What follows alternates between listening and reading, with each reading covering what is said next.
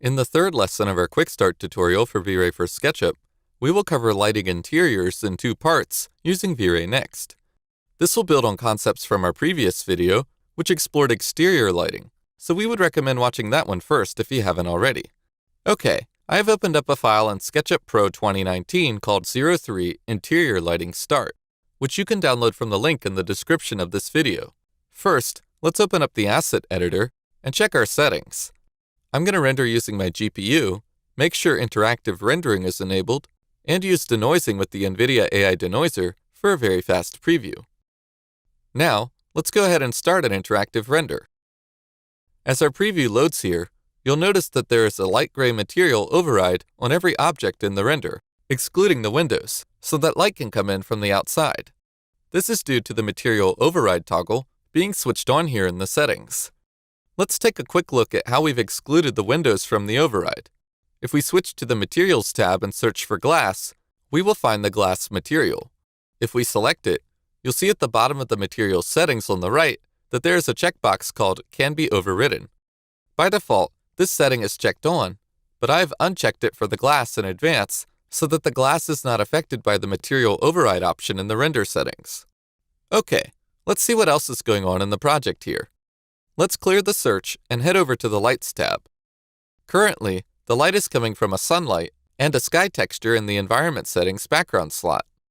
Let's adjust them so that more light comes in from the windows on the right. We can do this by tweaking the time and date in the Shadows panel. Next, let's head back to the settings, where we can tweak the exposure value so that we have a better exposed image. As mentioned in Lesson 1 of this Quick Start series, higher exposure values will give you a darker image, while lower values give you a brighter one, just like the exposure value in real-world cameras. Let's increase the exposure value to 9, just to tone down the brightness a bit. Alright, now let's stop the interactive render, and then from the V-Ray Lights toolbar, select the dome light. You can then place it anywhere in the project, inside or outside, since it makes no difference. Next, back in the Asset Editor, right-click on the environment background texture and select Cut. Also, before we continue, note that if we leave the background texture checkbox enabled, it will still cast light into our image. This will be overridden only if the dome light is used instead and its shape is set to sphere. Now, head to the Lights tab, select the dome light, and in the right-hand flyout, paste the environment texture into the texture slot of the dome light as an instance. Now, V-Ray will render the environment sky texture via the dome light rather than just via the environment background, giving us some additional flexibility and speed. In this case, I will also leave the dome light shape on hemisphere as well, as I found it doesn't really make a difference either way for this project. To fully take advantage of the benefits, we should make sure to have checked on the adaptive checkbox for the dome light below. This way, we'll make the most of V-Ray Next's powerful scene intelligence, which uses adaptive sampling algorithms to get you significantly faster and more accurate render results. This is particularly effective for interiors, where the render speed can be increased substantially, depending on the scenario. Alright, now let's start the interactive render again.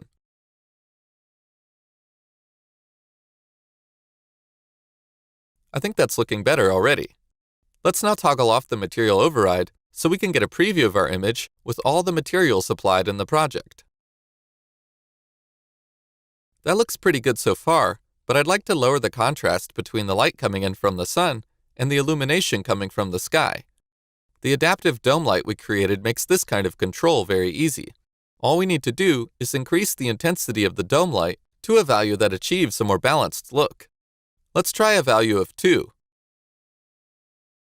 As you can see, this immediately overexposes the image though, so let's compensate for that by increasing the exposure value a bit to 10. Note that these tweaks to the lighting are more of an artistic choice to get the look I'm going for, rather than attempting to follow a realistic or typical workflow. Now let's head back to the Lights tab, and as a finishing touch, I would also like to make the shadows a bit smoother as well. From the sun settings, let's increase the sun's size multiplier to 5, which will soften the shadows some and make the light feel a bit less harsh. Alright, now that I've achieved the look that I was going for, let's go ahead and prepare to do a production render so we can see how the final image will look. First, I'm going to stop the interactive render. Then, in the render settings, let's toggle off the interactive mode and make sure that the progressive mode is also toggled off so that we render with buckets, which are optimal for getting high-quality renders faster. Let's also switch the denoiser engine from the NVIDIA AI denoiser to the V-Ray denoiser, which is more suited for production rendering as it delivers more accurate results. And, although we have set the exposure manually already, I'd like to make sure we have a perfectly calibrated exposure and white balance. V-Ray Next makes this easy, with the option to turn on automatic exposure and automatic white balance, simply by pressing the auto options for each here. For this project, I already enabled the auto options for production rendering in advance, so they switched on when I disabled the interactive render toggle. Now, V-Ray will handle the tedious setup of exposure and white balance so that our image is correctly exposed, with neutral colors appearing as we would expect them, all with just the click of a button. Finally, let's drop down the render output and set the image width and height to 1280 by 1600. I'll also leave my quality setting on high, but you can feel free to use whatever feels comfortable for your system, as this render will take some time. Okay, once everything is ready, we can go ahead and press render. Note that if you want, you can use either your own render or the one provided with this lesson. To use ours, simply open up the VFB, and in the VFB toolbar, click on the Open Image folder icon and load in the provided DayRender VR image file. Then you can use that to follow along with the next steps. After the render is finished, you'll see that we have a nice image of the interior space. Now, let's explore some color corrections and post-process effects that we can do to finalize our image right inside the VFB. In the lower left corner, we can click the Color Corrections controls and then enable the exposure parameters. Let's drop down the controls, and then let's enable the Force Color Clamping toggle down below to display the overbright areas in the V-Ray VFB and get a better idea of where our image has been overexposed. Now we can lower the Highlight Burn slider so that we can remove any burned out colors. Keep in mind that setting a value that is too low can flatten your image, so you want to be careful not to go overboard with this. Rather, the goal is to find the right balance. Now that we have identified the overexposed areas, let's toggle back off the Force Color Clamping mode and then bring back up the Highlight Burn to 0.9, which I think looks pretty good to me. Next, let's enable the white balance so we can tweak the color temperature and find something that looks nice for the image. I would like to bring back a little warmth into the image and make our interior feel a little more cozy, so I'm going to increase the color temperature a bit to something around 7000. We can also play with the hue and saturation of the image, as well as the color balance. These settings already have some tweaks that I made in advance that I think will work well here. I've just lowered the saturation a bit for a more photo-like result, and used the color balance options for more sophisticated control over the overall appearance of the image.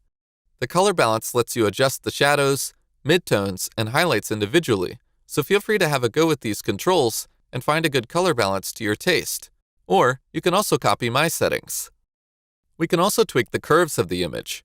The curve control is a good way to adjust the contrast of your image. For example, tweaking the shape of the curve like so.